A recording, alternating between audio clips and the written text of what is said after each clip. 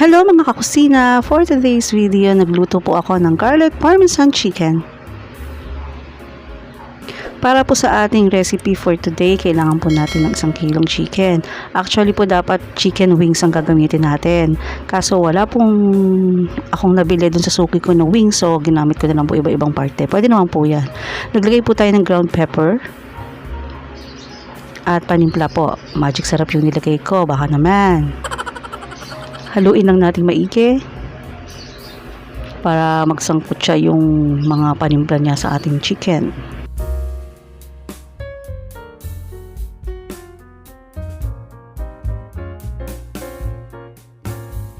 Okay na po ito. After nyan, ilagay natin yung ating breading mix para po maset yung ating chicken pag pinrito natin siya.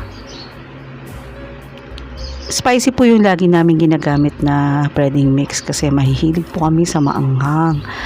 Kung hindi naman nyo prefer yung maanghang, pwede nyo pilihin yung hindi spicy. Yung ano lang, original lang na flavor.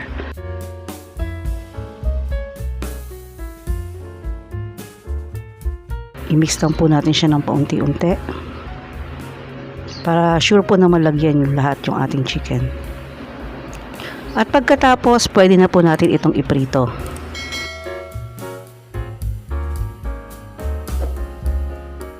Ayan, ang bilis diba? Magic!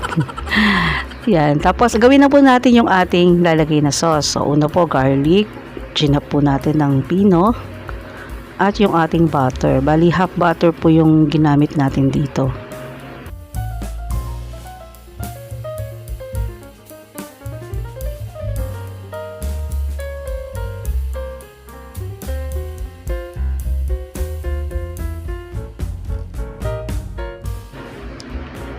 Tunawin lamang po natin ito. At ayan, magic ulit. So, natunaw na po natin yung butter natin. Lagyan na po natin yung ating mayonnaise. Sobrang sarap po nito guys, promise. Gaya nung sa buffalo chicken natin, ito naman kakaiba din. Naglagay po ako dito ng parmesan cheese.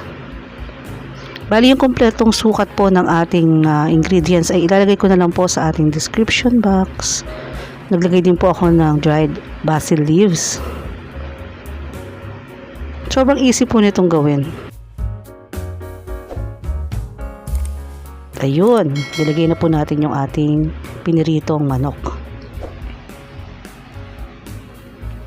I-coat lang po natin ito sa ating ginawang sauce.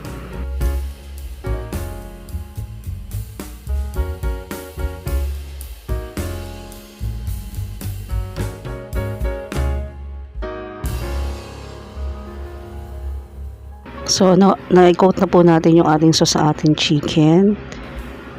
Painitin lamang po natin to sa mahinang apoy para ma-absorb ng ating chicken yung ating garlic parmesan cheese.